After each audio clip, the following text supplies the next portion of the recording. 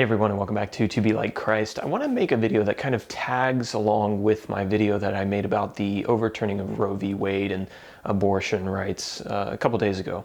Certainly don't have any intention of making this into a political channel, but these are moral issues, as we're going to discuss, and so I think it's important, especially because I've been hearing a lot of bad arguments, really on both sides of the aisle, but I want to address one bad argument that I keep hearing against Christians, a phrase, a line of reasoning that I think is not nearly as valuable or is as beneficial to a constructive discussion as a lot of people think that it is. A couple phrases that I want to point out. The first one is an old one. You hear it all the time whenever any political and religious discussion comes up, and that is that there needs to be a separation between church and state.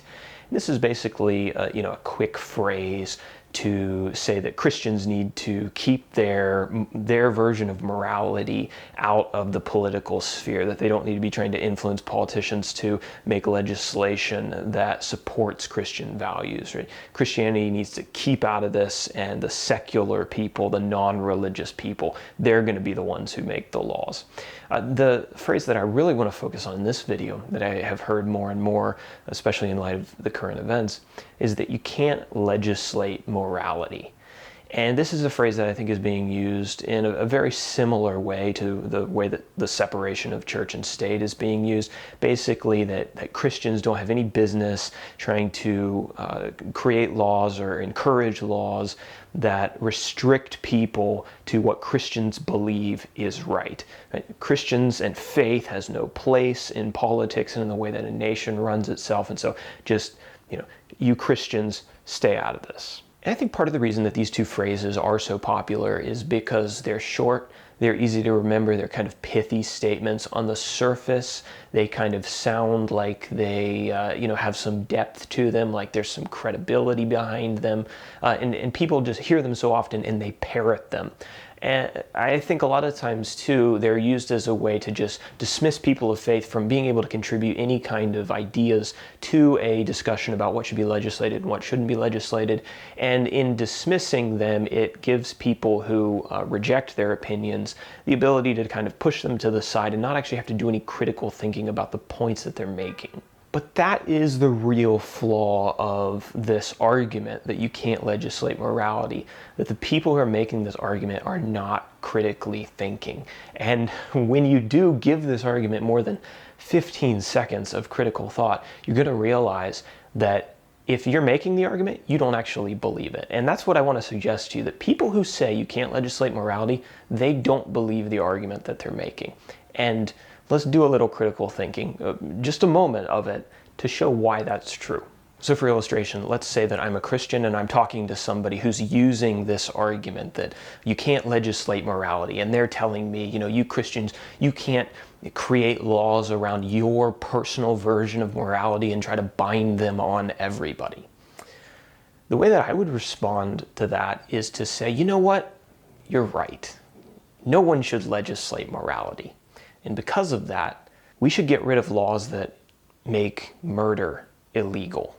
And the person that I'm arguing with might be like, whoa, wait a second. No, we're not talking about murder here. We're talking about maybe abortion or gay rights, right? No one's arguing for murder to be illegal. And I say, oh, no. Well, we do need to legalize murder, because why is murder illegal? Well, it's because across almost all of human history, 99.9% of human beings find it morally objectionable to murder somebody else, right? And because of that, we have laws that prohibit murder and punish people who do murder other people, right? What is it? It's legislated morality. It's laws created around what people believe to be morally right and morally wrong.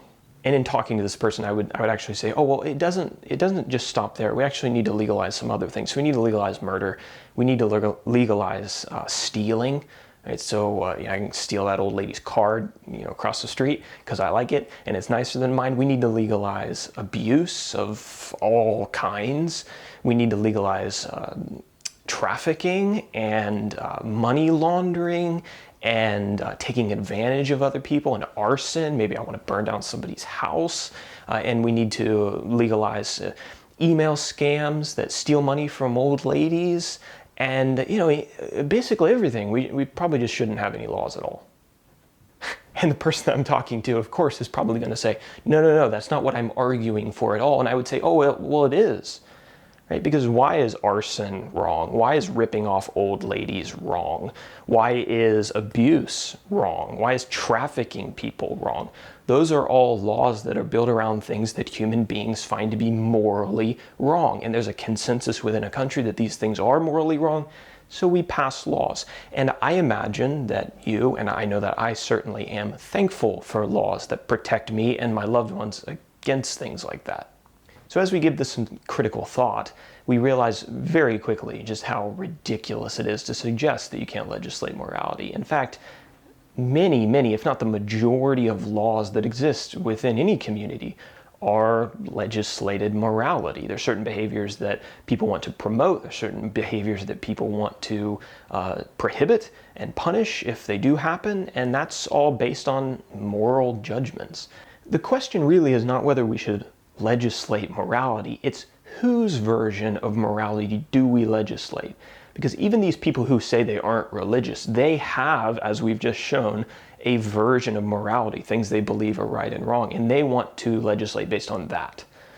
Christians, on the other hand, may have a different version of morality, different moral standards and principles that they live by and think others should live by, right? So who gets to decide? That's a really important question, and it leads us to have a really important discussion about the origins of morality, who defines morality, who defines what is actually right and wrong, and what we should be legislating based off of. This is actually one of the key arguments for the existence of God.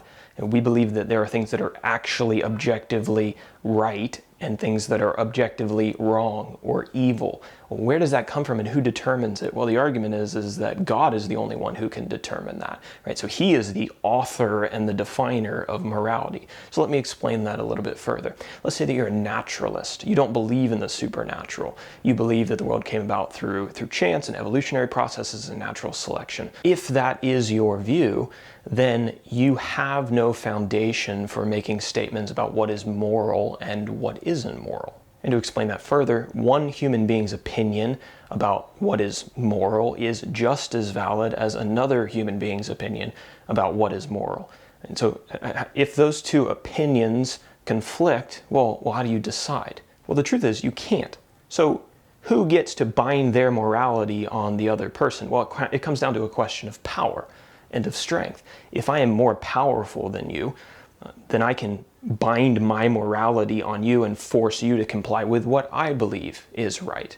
This is how the evolutionary process and natural selection and the survival of the fittest works. It's just one person's opinion about what is morally right versus another, and whoever's stronger gets to bind theirs. But the problem with that is there's not really any objective morality. It's just a question of opinion and strength to enforce your opinion. So from a naturalist and evolutionary standpoint, there is no foundation for making moral statements and legislating morality. This is one of the reasons that people believe that there is a divine, there is a God, is because we really believe that there are certain things that should never be done, certain things that are wicked, certain things that are evil, not based on opinion, but based on objective truth. And the only way to be able to have a foundation for making an argument like that is to say that that morality is rooted in something beyond human opinion. And that is part of the way that we define God.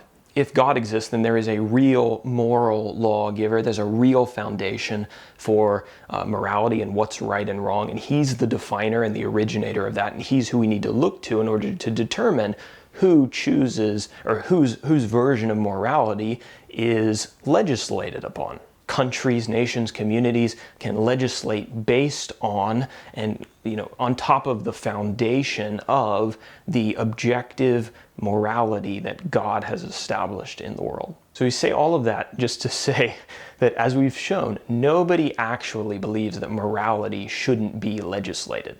The question is, whose version of morality do we create our laws around? And I would argue that those who reject God, those who reject a supernatural being, reject the Word of God, they don't have a basis on which to even define what is moral and what isn't moral. So they can't really contribute to the discussion about which laws should be created based on morality until they sort that out. And the problem is you can't sort that out without God.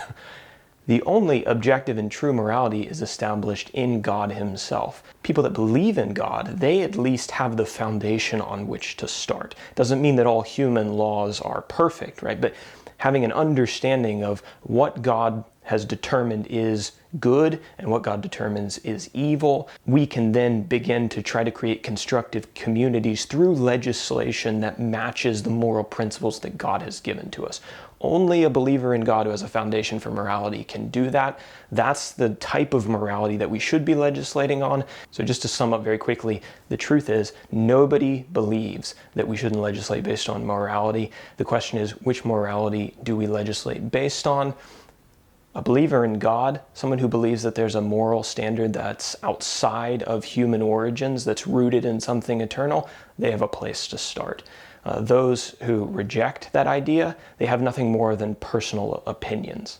And from a naturalist and evolutionary standpoint, those opinions don't mean or don't have any more value than any other human being's opinions. So they have no moral right to tell Christians that they shouldn't legislate based on their moral principle, because their moral principle is just as valuable as theirs. You see how these people on this side run themselves kind of into a ditch. Their argument falls apart really, really quickly. Whereas if you're rooting your morality in something eternal, then you have foundations on which to build. You can make objective statements that are outside of just human opinion about what is right and what is wrong, and you can create constructive, flourishing, functional communities around laws that promote what God has told us is right and wrong.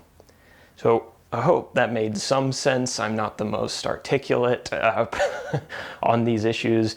There are people who can articulate them much better than I can, people who are in the apologetics realm much more deeply than I am, and there's probably some nuances that I miss, but I hope at least that this gets you thinking about some of these statements that are being made, and apply critical thinking not just to these statements, but to all of these arguments that you're hearing on both sides.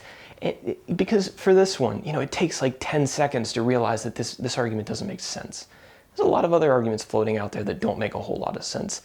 The devil doesn't want us critically thinking, because critical thinking will lead us to God.